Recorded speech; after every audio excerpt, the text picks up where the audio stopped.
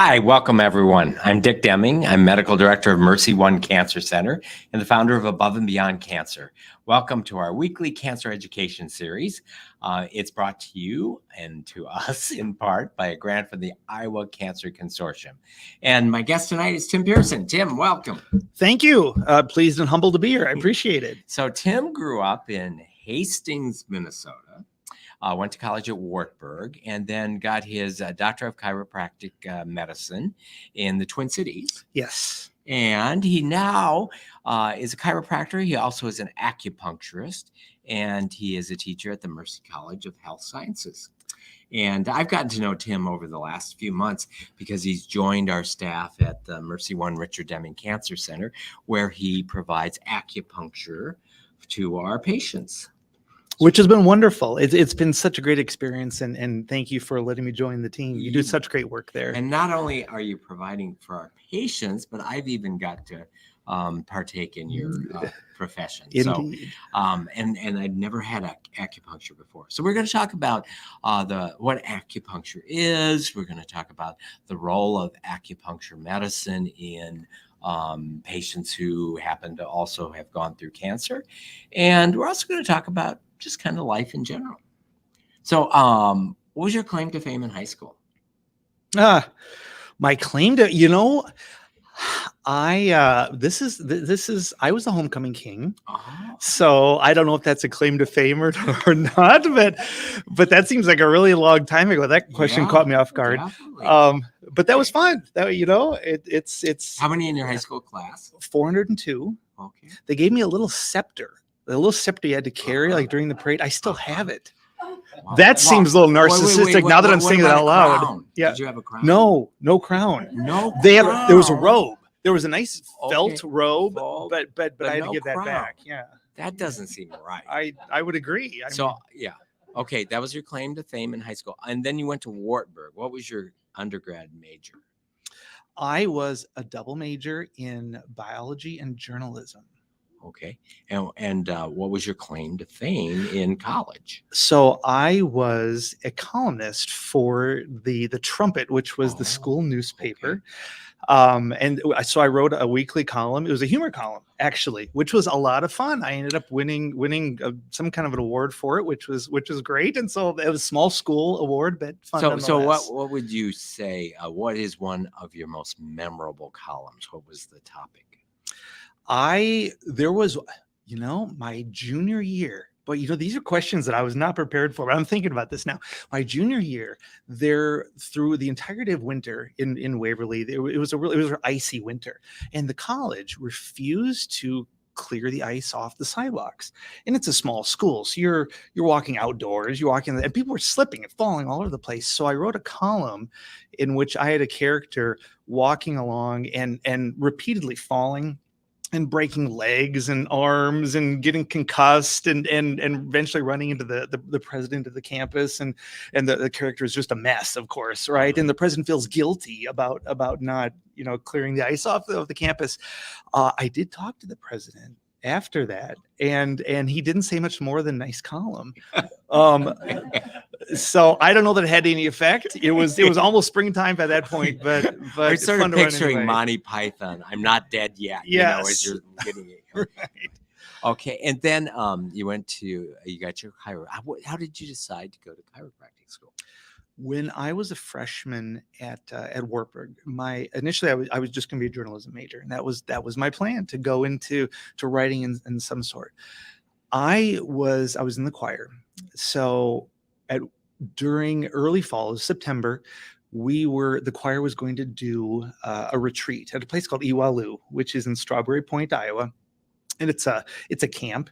And so every fall, the choir rented that out for a weekend to do some intensive work, right? Intensive practice, and get to know the group as a whole. And so you made your own way up there, and everyone was told a specific route to go. All right. So I got into a car with 5 other freshmen. There were 6 of us, 6 freshmen, and we're smarter, of course, than the director and everybody else who was telling us the way to go. And we thought, we're going to go a different route. We're going to go our own way. And this route took us through the rural part of Iowa. We weren't on the highway anymore, so we're on gravel roads. And at that point, in September, the harvest hadn't happened yet. So you have corn that's what, 7, 8, 9 feet high. And most of these intersections are uncontrolled intersections. And you really can't see because the corn is so high.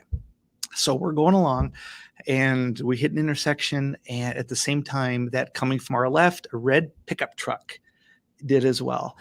And hit us. It was a square hit. And we were thrown a long ways into the field.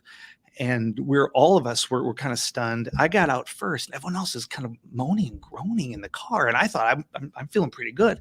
So I got everybody out of the car, thought I had to get some help. The driver of the pickup truck was unconscious. And there was a farmhouse not too far away. So I ran up to the farmhouse. No one had cell phones, right? This is 1986. And said, would you please call emergency services? And I ran back to the car. I'm helping everybody else. The ambulance comes. Next thing I know, they're strapping me to the board saying, we think you have a broken neck. Now, I ended up not having a broken neck, but I was really, really hurt bad. I just didn't know it at the time. The adrenaline kicks in, right? So you don't feel it. And I was plagued for most of the next few months with just horrible headaches, blinding headaches. And I finally sought care from Doc Dickens. I remember thinking he was old Doc Dickens. He was a chiropractor, and he's probably younger than I am right now. But at the time, he was old Doc Dickens. And boy, he just did wonderful things for me. He really, really did. And I decided at that point that was a new direction I had to take. And that's what led me in. Isn't it strange how things lead you in different directions? A car wreck led you to your profession. What's school like? A chiropractic school? It's intense. I remember the first day as we were meeting the president, and there were about 140 of us there in the auditorium. And he said, look to your right, look to your left. And he said, about half the people that you see aren't going to be here by the time you get done.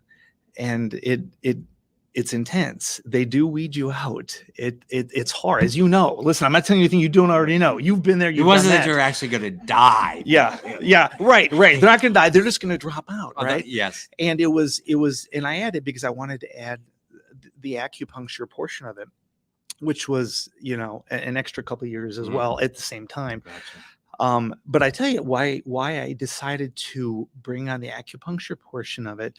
I was living in a duplex with, a dumpy old duplex. There's 10 of us living there, for heaven's sakes. Things you do as a student, right? And one of my roommates, his father was also a DC, also a doctor of chiropractic, and he was down for a visit this weekend. I don't know where he slept. He must have been on the floor because there was no room in there. There was 10 of us. But one of our other roommates played hockey, and he came back from a hockey game with a severely sprained ankle. Ankle is swollen up, right? Of course, we're icing. We're doing the normal things that you should do. Well, he was already here. This other guy, this parent, this doc, and he said, do you mind if I put some acupuncture in there? And of course, my roommate is in a lot of pain at this point. He'll take anything, right? Whatever he says, you bet, let's do it. And he put some needles in. And I tell you, just right in front of my eyes, I saw swelling go down. I saw this happen like immediately. I thought there's something to this. I don't know anything about this, but I need to find out more. And that's why I started to take on that as well. And so you did your acupuncture training as an extra at the same time. Yes. During your 4 years of training. Correct.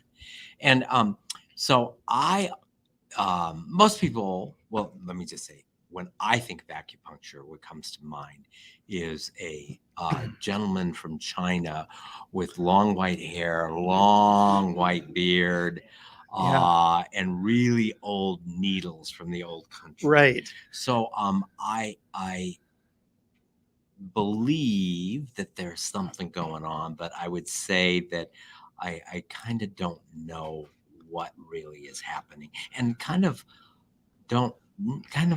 think that it's part mystical. So tell me, when you're studying acupuncture in Minnesota in a school of chiropractic medicine, what do they teach you about the history and the theory behind acupuncture? Yeah. I like how you said Minnesota, by the way. That brought me home just a little bit. The nice long accent. Yeah, oofta, that's right. I think it is important when you talk about acupuncture to kind of know the history, because it's a really fascinating history. Acupuncture goes back at least 3,000 years. It may be 4,000, it may be 5,000 years. There was a few years ago, there was the mummified remains of a traveler found in the Alps. You may remember this. It was in the Ötztal region of the Alps, and so they called him the Ötzi Iceman. I don't know if that rings a bell. It was a treasure trove for researchers, because they analyzed what he was wearing. They looked at the chemical content of his hair. They looked at the contents of his stomach. It was really interesting. But what they also found, which they didn't expect, on his back he had tattoos, and these tattoos bore a remarkable similarity to acupuncture meridians. Maybe it was a chance. Maybe it was just a happenstance. Who knows? But if those in fact were acupuncture meridians tattooed on his torso, and that was those remains were dated to 3000 BC, that means that acupuncture had gotten to Europe 5,000 years ago. So if that's the case, when did it start in China? Even before that. So it's kind of all lost in the mists of time. But what we do know is, when it comes to modernity, everything was finally written down and codified and organized as part of traditional Chinese medicine just a few years BC. It's only about 2,000 years ago, and it became an integral part of Eastern, not only medicine, but Eastern thought as well. Now, it was something that was ignored for the most part in most of the rest of the world. There were some in the 1700s. You had some Dutch traders mention that they'd seen this happen, but no one really knew much about it, and certainly not here in the United States. Until, and this is something some of you may remember as well, in the early 1970s, President Nixon went to China. And this was a big deal at the time, right? Some of you may remember this, because it was kind of a forbidden kingdom. Ping pong diplomacy. Ping pong diplomacy, exactly. Yes. It was opening doors into an area where no one had really gone before. So it was a huge deal. So there was a large press contingent that went with him, as always goes with the president, but extra this time. And there was a gentleman who belonged to the Associated Press. And while he was there, he suffered an acute case of appendicitis. And the Chinese surgeons removed the appendix, went fine, everything's great. In recovery, though, he was still in quite a bit of pain.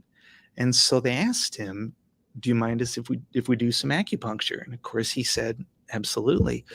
And it was his first-person account of the effects of this acupuncture, which was dispersed to most of the newspapers in the country, that really awakened the country to what it was and what it was all about. And it's to the point now where acupuncture is one of the most, well, maybe it is the most popular adjunctive therapy in traditional Western medicine now. 3 million Americans have tried acupuncture. Now that seems like a lot, but it's actually even more in Europe. In France, 1 in 5 French have tried acupuncture. So if there were 1 in 5 Americans, it'd be about 80 million folks. So when I think of chiropractic medicine, I think of kind of a structural, muscular, skeletal, and I know that is an oversimplification. So, but my question is, the role of acupuncture in chiropractic training.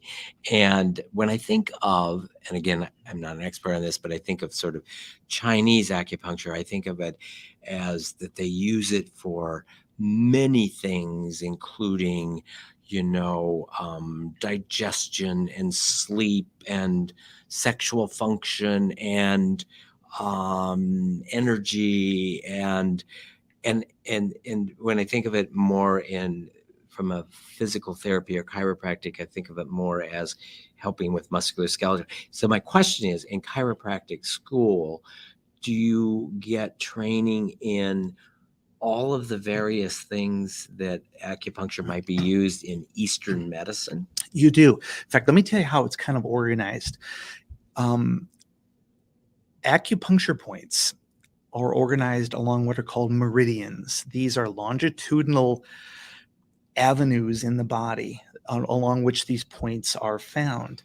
It is a circulatory system just like The vascular system transports blood. The nervous system transports nerves. The lymphatic system transports lymph. What the acupuncture meridians transport in Eastern thought is what's called qi. It's a word some of you may have heard before. It's sort of in part of our consciousness, even if we don't really know what it is. Qi is considered the life force. It is what powers us. It is what makes us who we are. And in Eastern thought, in Eastern medicine, it's the balance of the qi that determines health, and not just physical health, but emotional health, psychological health, intellectual health. It's where the balance is where we get the yin and yang. Everyone's seen the yin and yang symbol before, and they've heard those terms. It's the balance and it's the harmony that makes the difference in health. And it kind of makes sense, even to Western ears. It's easier to balance on two legs than one, for instance. Harmony sounds better if there's a nice fifth chord on the piano rather than E and an F played together. So balance and harmony kind of makes sense. And what acupuncturists look at is the balance of this qi, and a problem, whether that be physical, emotional, intellectual, whatever it is, it's an imbalance. There's too much there. There's not enough over there. And these points then that are found along these meridians can be thought of as little spigots. You can turn on and turn off by stimulating that point and redirect the flow of that qi to where it's supposed to be. And it's not just needling. There are that is the traditional way of doing it. And the needles, of course, are they're metallic to stainless steel that are used once, tossed away, they're sterile. But also acupressure is used. That's using fingers over those acupuncture points. Heat, which is called moxibustion. Cupping, a lot of people have heard cupping. You've had cupping. Those are done over acupuncture points as well. And these are points actually that we instinctively use, because while there are 300 plus acupuncture points, there are also hundreds and hundreds of what are called ashi points, which literally means pain points, spots that hurt. And we all, if somebody had like a sinus infection, right, and you feel that pain, that discomfort in here, what's the first thing you do? You kind of press on it, right? What you're doing when you're doing this, you are using acupressure on ashi acupuncture points. We've all done it. There's a point here, right in the palm of the hand, that a lot of people know of as well. It's called LI4, and it's a spot that's used for headaches. It's also a spot that stimulates labor in pregnant women, so you have to be careful who's doing that. But it's something that we all kind of instinctively know, And even though do we we learn don't that know. as just trial and error, or like? I think our instinctive move, if something hurts, is to rub it, right? Mhm. There's a stimulus. There's a stimulus to Yes. that is inherently But therapeutic. this for a headache. Oh, I mean, no. that would not be intuitive. It would not be intuitive, but it's something that I think it's a point that a lot of people know of. Vic, can I ask, have you heard of this point before? Some of you have, some haven't. Yeah, Okay. it's a popular point. So And back in the theory of Yes. it. So a question I might have is, let's say needles along the meridians, and you talked about trying to get harmony. Do you try to use needles to stimulate flow or to block flow? And does the needle? Yeah. So harmony can either be increasing flow in one direction or decreasing flow. Do the needles do either? You are 100% right. I feel like you did a lot of great research, because you are 100% right. Yes, the points can be used. It's either called heat or cold. And then as you insert the needle, you turn it. Some of you who have done this, I probably don't know that I'm doing this, but there is a direction that you Like turn clockwise it. or counterclockwise? Clockwise or counterclockwise, Okay. which in sort of layman's terms turns it on or turns it off. Okay. And so you're either making more come there or getting more out of that area. So yes, those points can be used for both, much like a sponge can be used to soak up water, right? Or if you squeeze it, it'll send water the other way. Okay. Yeah. So we talked a little bit about the history. We talked a bit about the theory, the qi, and trying to achieve harmony. What are some of the specific applications for, when you would use acupuncture, and maybe talk about the patients that you've served in the cancer center and some of Right. the conditions that you use it for? Yeah, and that's what I'd like to talk about here a little bit as well. Specifically, that while there are so many applications of acupuncture, I've used it for so many different things, physical things, non-physical things. But when it comes to some of the patients we've seen at the cancer center, there are a couple really powerful overriding complaints that patients have. One of them is stress. This is not a surprise, right? Anybody who's there, this is a stressful situation. This is emotional upheaval. This is dealing with life, dealing with condition, dealing with changes that you didn't expect. And that's been a really, really effective use of this. The points, which are all dampening points, the cold points, essentially turning off the mind, turning off the body, it's like throwing a blanket over a light so you don't see the light anymore. That's been a really, really powerful and effective use. From the physical standpoint, one of the common complaints is radiculopathy, neuropathy into the hands, into the feet. So patients who've gotten chemotherapy, Yes. that can be a lingering side effect that affects many of them, peripheral neuropathy. Yes. So that's been a very common one, dealing with extremity points. Now, the points that we use for both those instances I just described, some of them are local. If someone comes in talking about neuropathy in the hand, there will be some points down here, but there also could be some points elsewhere as well. So I've gotten some questions, what are you putting a point up here for? What are you putting a point down there for?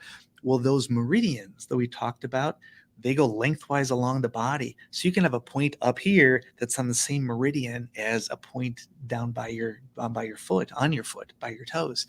And so there is a sort of a holistic togetherness with acupuncture that ties the whole body together, because it's important not to just look at one spot. Because as you know, and most of you know, where something hurts isn't necessarily where the problem is. Sometimes it's coming from someplace else. And so there is an advantage to looking holistically in the whole body and not just where this one ouchy spot is. Mm-hmm. And so my next question is, what conditions do you think are most reliably, with a high percentage of likelihood, able to be controlled with acupuncture? Just like ibuprofen works for some things, and for some things it doesn't. What do you think are the conditions that you can almost always provide benefit with acupuncture? And what are some of them where it sometimes works but doesn't work always? Sure. By far the most effective, and acupuncture is effective really across the board, but the most effective is dealing with emotional things, and not just stress that we talked about, dealing with addictions, for instance, treating for smoking addictions, other types of addictions, dealing with anger issues, anything that sort of falls in that emotional spectrum is wonderfully effective with acupuncture. It's been a big part of what I've done for the 26 years now since I left school. And it's something that I feel like people are less likely to admit it. First of all, people are really quick to say something hurts, but they're less likely to say, I'm really kind of bothered emotionally, from a stress level, because I don't know, maybe it feels like it's weak or whatever. But once they do, and they open up and they say this, then it becomes much easier to work on that person and treat on that person. So anyone who is watching this, don't be afraid to talk about stress levels and emotional uncertainty, because it's a big part of life. It's maybe the biggest part of life, and it's something that can be very, very effective. As far as less likely, still effective, but less likely, something that is of structural origin. Like if someone came and said, well, I've got a torn meniscus, I can maybe do a little bit, but I'm going to show them to the surgeon, right? Mm-hmm. When somebody talks about, I've got a hernia, All right. There are some points that can lessen that discomfort, but I need to get you to the person who is dealing with that hernia. So Yeah. something structural in origin. Yeah. If you have a brain tumor, the acupuncture might help with the pain a little bit, but it's not I'm going not going to be your main guy. take it. Yeah. Right. What about a common complaint in today's society is sleep, insomnia. And do you think acupuncture is effective in insomnia? And is it something that you need to do like every night before you go to bed, or is it something that you can fix with a certain number of treatments, or what's the role of acupuncture in helping with sleep? Right. And I group that in actually with the emotional stuff because Mhm. sleep, while sometimes people have issues sleeping because of a structural issue. Oh man, my knee hurts, it kind of keeps me up. More often than not, when you're dealing with true insomnia, the mind isn't turned off, right? I bet everybody here can talk about, man, I can't turn my mind off, right? I'm thinking all the time. I don't want to think, but I am. And it's that wakes them up or keeps them from falling asleep originally, or yanks them out of REM, or if they do wake up to go to the bathroom, they can't go back to sleep. So yes, it is something that it's that dampening effect of acupuncture on the mind, on the emotions, on the systems of the body that can help that. And what I will always tell any patients that I'm treating for sleep, for insomnia, I will always show them the points that I'm using. And I would say, before you go to bed, take 20 seconds on each point and just use your thumb, press down in. Press down in. You don't have to press in very far. Press down in. I'll show you 6 on the left, 6 on the right. You can't show them 15 because they'll never remember, but you show them enough. And I'll say, do this every night before you go to bed. And it's amazing how that can work. The same principle. I remember, boy, I tell you what, I'm diverging a little bit here, but early on in my practice, I had a patient ask me about her son he was probably 11 at the time, and he was a bedwetter, right? And it happens, right? It happens. But for that 11-year-old, what a socially debilitating thing. You can't go on a sleepover, right? You can't go, you don't want to sleep in a hotel. You just can't do these things. It's horrible. And she said, is there something I can do about it? I said, well, let's do some acupuncture. And I didn't needle him. In the office, I used acupressure on him, and I showed the mom the points that I wanted to do before bed. And it was amazing. And it was, I tell you, you want a friend for life. You get a mom not have their son be a bedwetter anymore. And I don't know how the word got out. There's not a bedwetting consortium. I don't know how they know each other, but I started getting other moms and dads too, who had children who bedwetters. So, but that also kind of goes into the mind, right? So much of that is not a physical thing. It's a mental thing. It's an emotional thing. So very effective. You mentioned addiction, so like smoking cessation.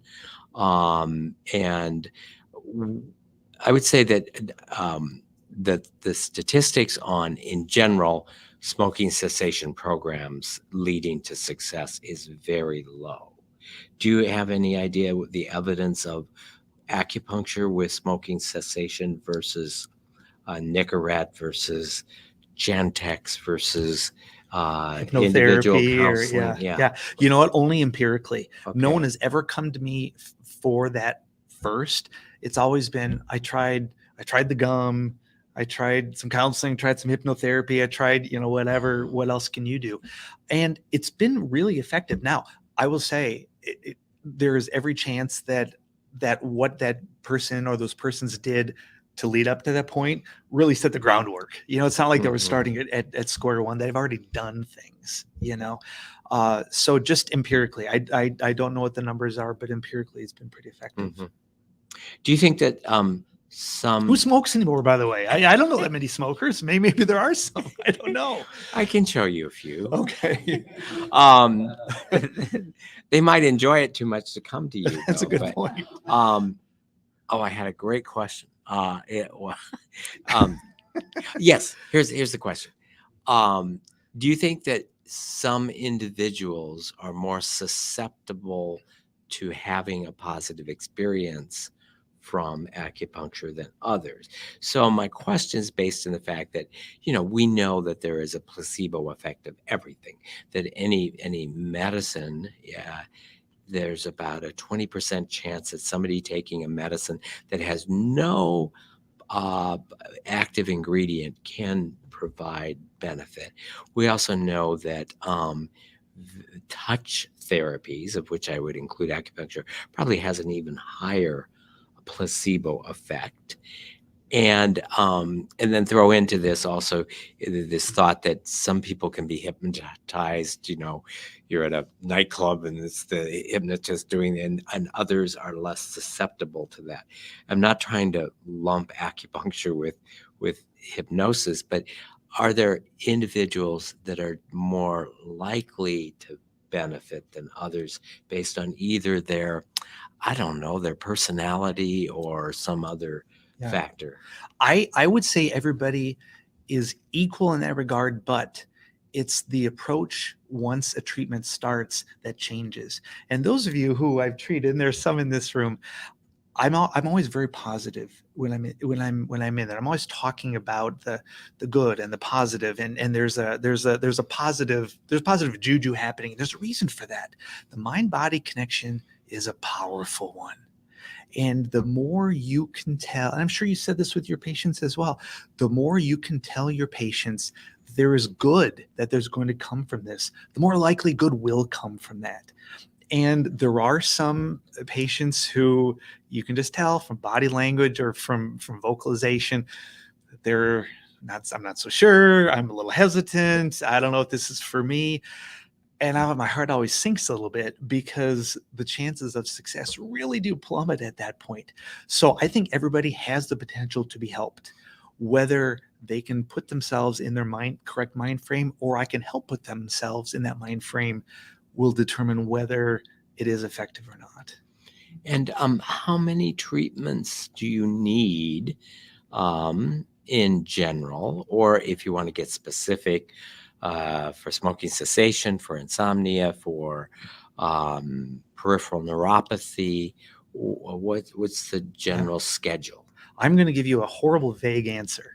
You okay with a horrible, vague answer? Sure. No one's recipe is the same. Nobody is. How you respond, or how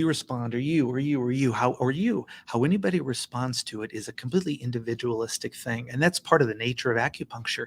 And so what I tend to do is give me feedback after the first one. Let's see what happens there. Give me feedback after the second one. See what happens there. Maybe after one, somebody's feeling great. Maybe after two, they're feeling great. Maybe after 10, they're feeling great. Who knows?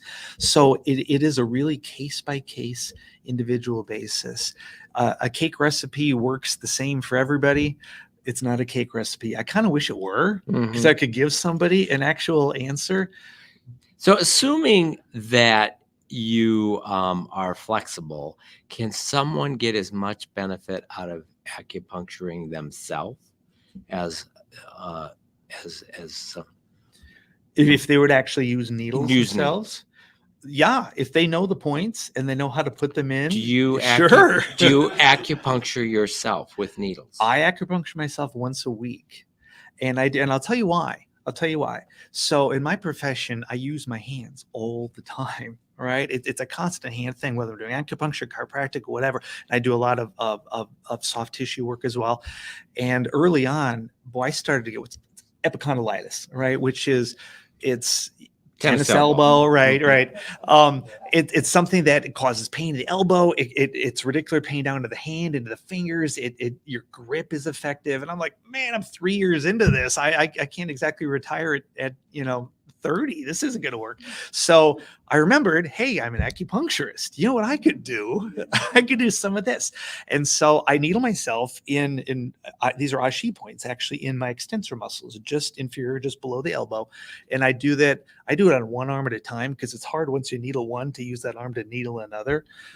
But I've done that now for quick math. What is that? About 23 years. So yeah, it's kept me afloat. That's for sure. And you did mention that you teach individuals to use acupressure for very easy insomnia and other things as well. What are the points for sleeping? The points well, they're all over the body. There are two right here at the base of the skull, the one right here at the top of the skull. There's a point just above the elbow, real close to this point like this. There's a spot just below the knee and to the outside, and there's two right in the feet on the dorsum or the top of the foot. And when you do a treatment, how long do the needles stay in place? I keep the needles in about 25 minutes. You will find some practitioners who will have it shorter, some longer. 25, this just empirically, I found that to be the best. It's about the right time. But again, you will find others who will say, I'm going to keep them in for an hour. I don't know if that's any better, any worse, but for me, 25 minutes works perfectly. Mhm. And I tell you, it's again, those of you who've been part of it, who have needled, it's a really relaxing thing. You know, as long as you're not in a position where it's uncomfortable, a lot of patients will fall asleep. You know, it's dark, there's music on. It's really quite a serene kind of environment. Other conditions that it's used for. You name it. There are very few conditions that don't have acupuncture points associated with it. So go back to the history for a second, when these points were mapped out, what they found is that all of these points produced a certain response in the body. Now we know it's a neurochemical response. At the time, of course, they didn't know that, but those points produced different responses in different parts of the body. And so they just started empirically to map it out. I'm noticing that if I press or needle this point, there's something that happens in the stomach. I'm noticing that if I press or needle this point, there's something that happens up here in the head or whatever. And so over the centuries, it just became mapped out. And so when you're learning those points, there's really nothing terribly scientific to other than just rote memory. This spot does this. This spot does this. And so there are spots for really anything in the body. So I have purchased on Amazon a little like a TENS unit. It's just you have two pads and you put them anywhere, but what comes with the instructions in very, very small font is the meridians. And then it tells you all of the things that you can do with this, which is basically like any possible physiologic thing going on in the body. Supposedly, if you put the electrodes in so I assume that this is maybe based on the meridians from acupuncture. Those are the acupuncture charts. And exactly. So do you ever send electricity through the needles? Yes. So okay. When I talked before about moxibustion, that's heat directly onto the acupuncture needles. What it used to be. We don't do this anymore because this was a long time ago. But what it used to be, when the needles were not metallic, but they were wood, again, we're talking centuries ago, they used to light them on fire. Okay. We don't like to light things on fire that close to the human body anymore. But the idea was, and it was a correct one, that induced some extra stimulus, a little more oomph into those points, right? And so the same thing could be done with electricity. I have an acupunctoscope in my office, and I don't use it all the time, but there's certain circumstances where after I needle them, I'll hook up the acupunctoscope, which sends a polarized pulse into those needles just for a little extra oomph. Are there chiropractic? Is there any conflict or camps around which is more effective? So I'm sure that over time you've learned different techniques, but if you just divided the world into chiropractic versus acupuncture, which comes out being more effective? They work so well together, hand in glove. There are patients that I will do both on. I will do one or the other on some patients. It really depends on how the patient reacts and responds. There is a wonderful symmetry between the two because they're both a holistic look at the human body. So no, it's one of the best things what happenstance to happen to be there when I saw that hockey player get acupunctured, because it has really augmented how I can serve my patients in my practice, and no conflict at all. It's a wonderful symmetry between the two. So I think of like when you have a knotted up muscle, Mm-hmm.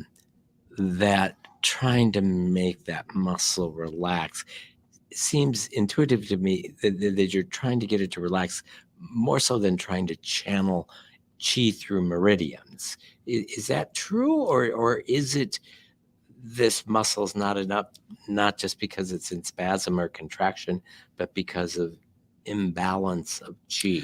Now, in that case, those are the Ashi points. Okay. So you have those 300 some points on meridians, but the Ashi points, and there's many more of those. Those are ouch points. Those are points that hurt. Mhm. And so you've heard maybe Trigger zone. Right. You've maybe heard the term dry needling before. It's kind of an odd term. I don't even know why that term is used, but essentially that is needling not in meridian points, but just exclusively in the Ashi points. And I use both, obviously, but so if you came and you said, man, I tell you what, right in my trap, I've got this horrible knot there. I'm like, oh man, you really, really do.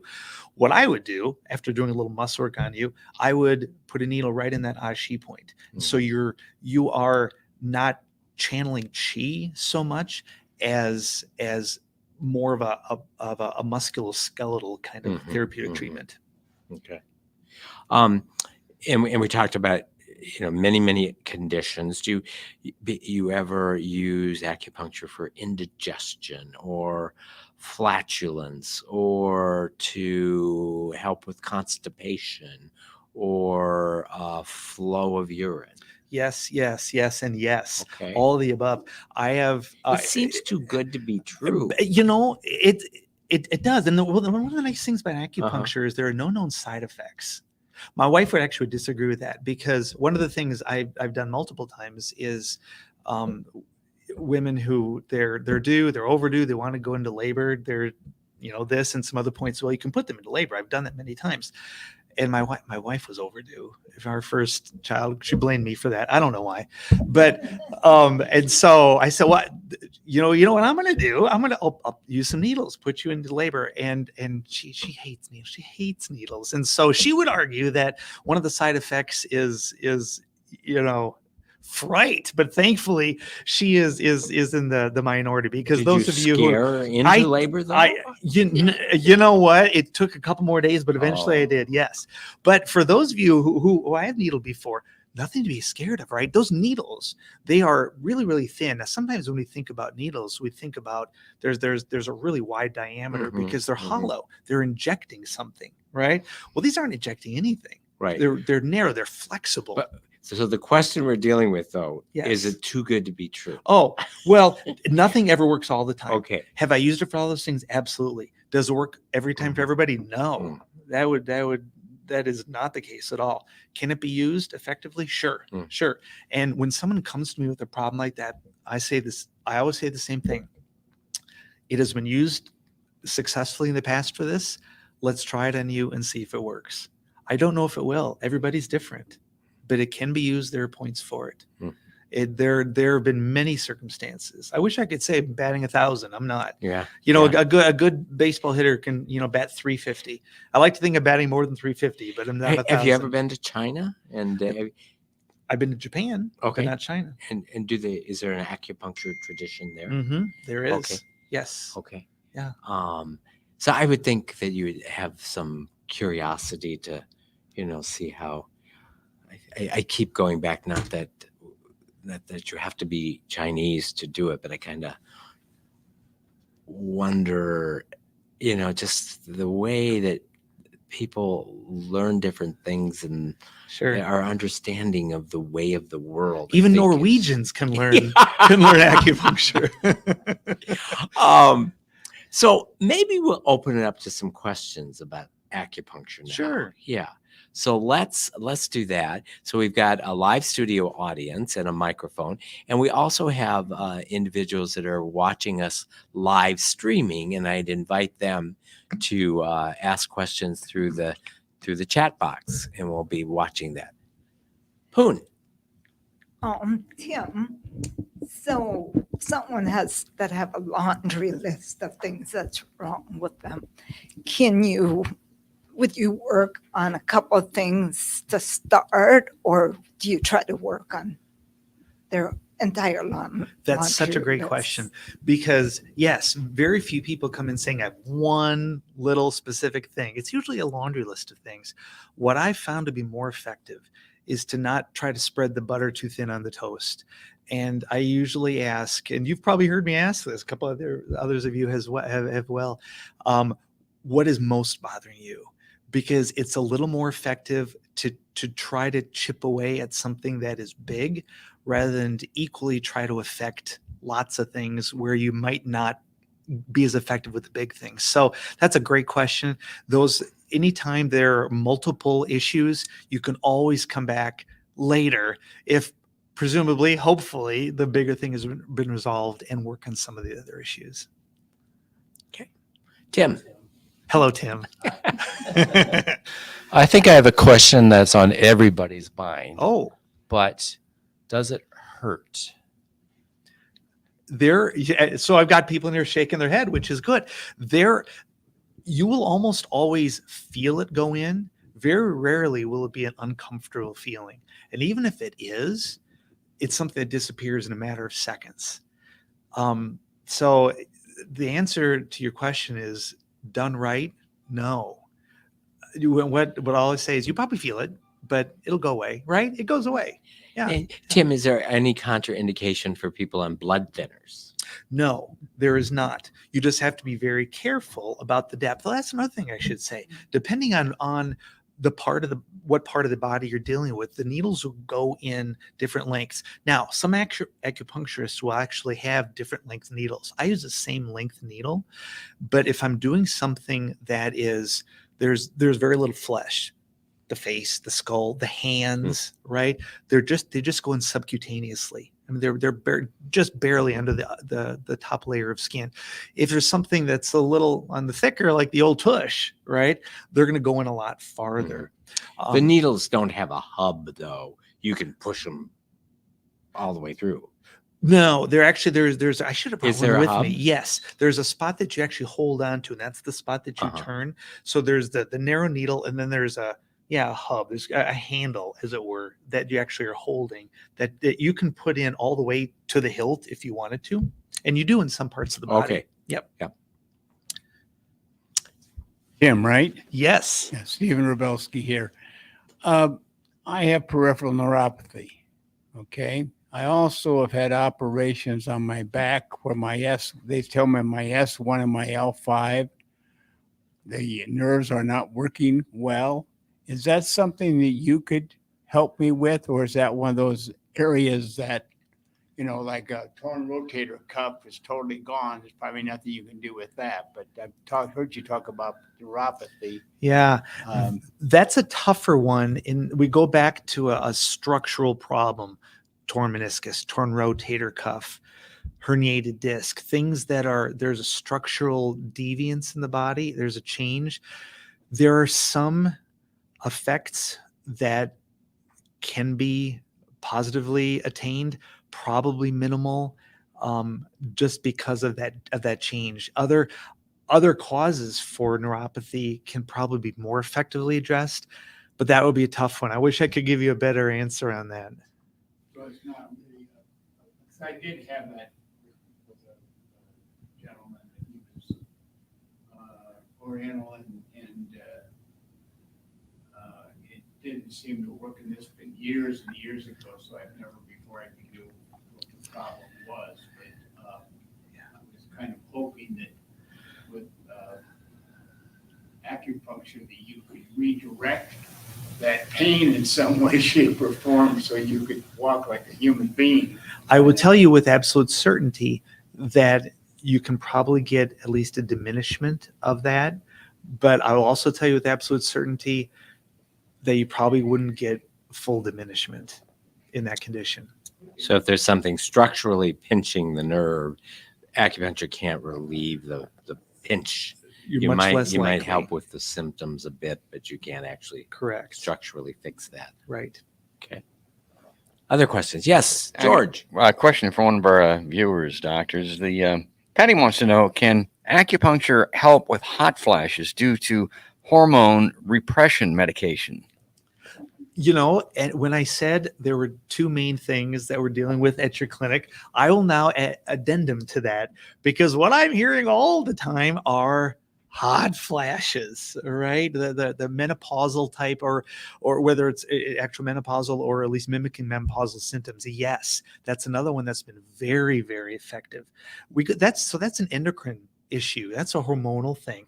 And that's another one that fits very nicely into that sort of emotional kind of umbrella. A lot of our endocrine system, it's driven by our emotions, right? When the adrenal glands start pumping out adrenaline, when we get angry or we get excited, we all know about the um, um, testosterone, for instance, estrogen. These are all hormones that are stimulated, gland stimulated by something emotionally happening within us. So that is something that fits very well. It's something I've heard a lot of and has been really effective so far.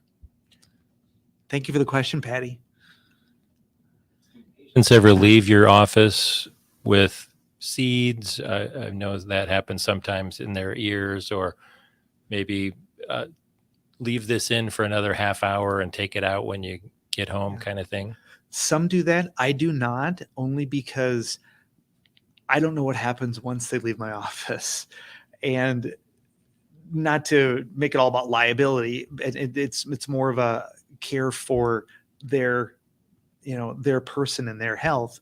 But if you leave something in and suddenly next thing you know, they whack their head on the side of the wall, something happens outside of my control. So some places do that. I don't do that.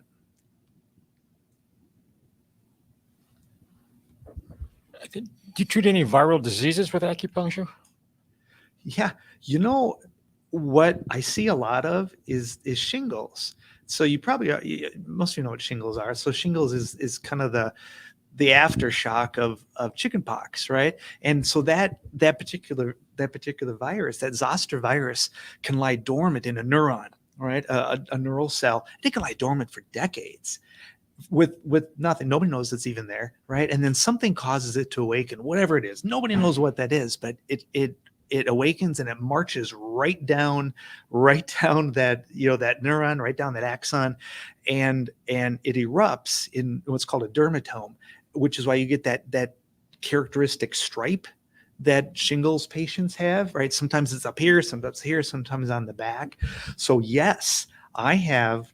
In fact, I just started seeing a patient a week or so ago who was on acyclovir, doing all the normal things, has helped some, but she said, "Can you help me some more?"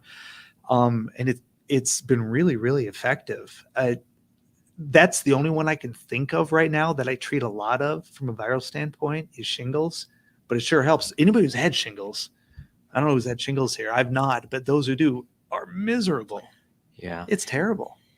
And then there's, what we call the post-herpetic pain, where the skin eruptions have gone away, but you still have the pain. So it's almost like a phantom pain. I mean, you're no longer having the pain just from the sores, but the pain, the neuropathy that exists down along the nerves. Yes.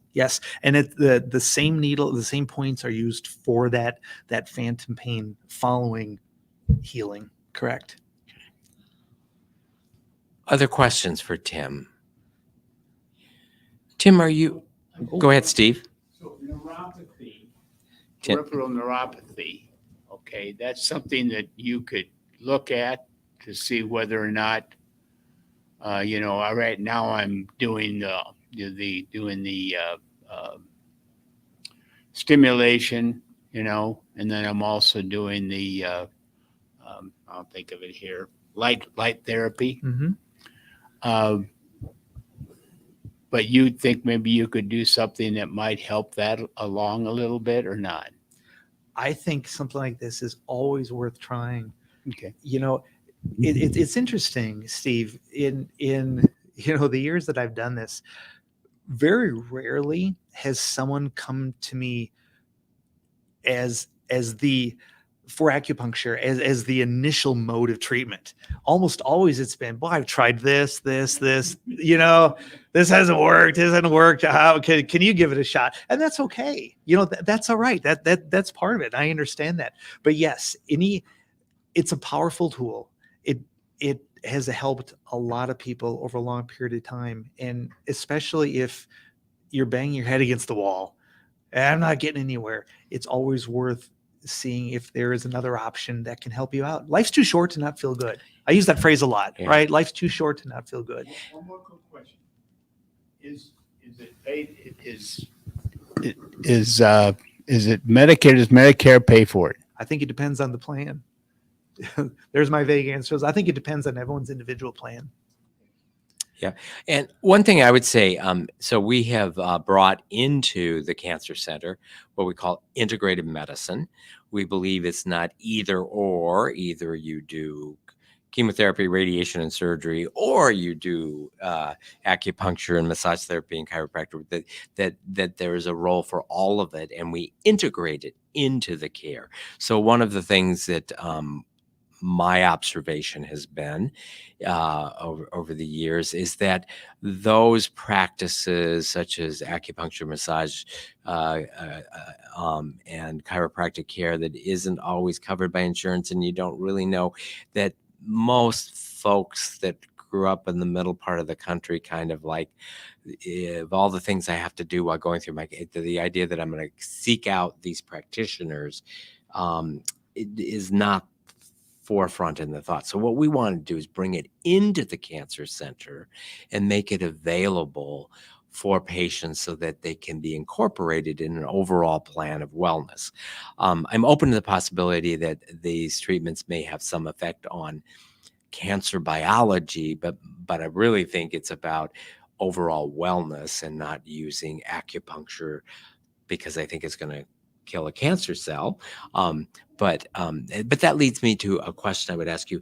Have you ever been involved in research advancing the science of acupuncture? For example, if the FDA is going to approve a drug for treating a condition, they want to see the sort of the level 1 evidence as a randomized prospective clinical trial.